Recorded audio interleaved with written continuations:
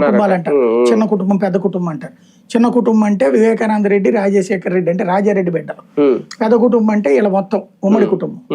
ఈ భాస్కర్ రెడ్డి వీళ్ళందరూ కూడా వస్తారు అప్పుడు, అవినాష్ రెడ్డి వీళ్ళందరూ. కాబట్టి ఆ పెద్ద కుటుంబానికి ఎందుకు, మన కుటుంబంలోనే ఉంచుకుందాం అనేది ఈయన ఒక ఇది రైజ్ చేశాడు.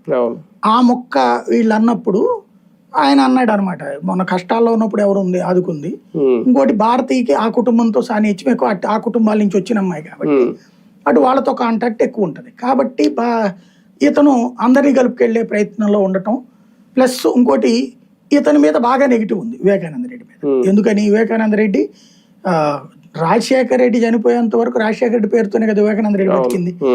తీరా చూస్తే అదే తర్వాత ఏం చెప్పారు, తను మంత్రి పదవి కోసం ఇదే సునీత ఇదే అల్లుడు కలిసి కాంగ్రెస్ లోనే ఉండనిచ్చారు.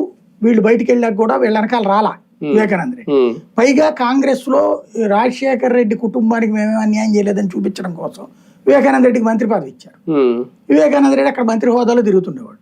అంతవరకు బాగానే ఉంది. వివేకానంద రెడ్డికి చేత విజయమ్మ మీద పోటీనా, అట్లాగే జగన్ మీద పోటీనా, అలాగే పెట్టారా అప్పుడు. ఆ స్థాయిలో పెట్టినప్పుడు అంత నువ్వు సరే మంత్రిగా ఉన్నావంటే ఒక అర్థం ఉంది, ఏదో పదవి కోసం నానన్నప్పుడు చేయలేదు కాబట్టి ఇప్పుడు ఏదో తీసుకున్నావు అనుకోవచ్చు. అట్లాంటిది ఇదేంటి అన్నది కోపం ఉంది.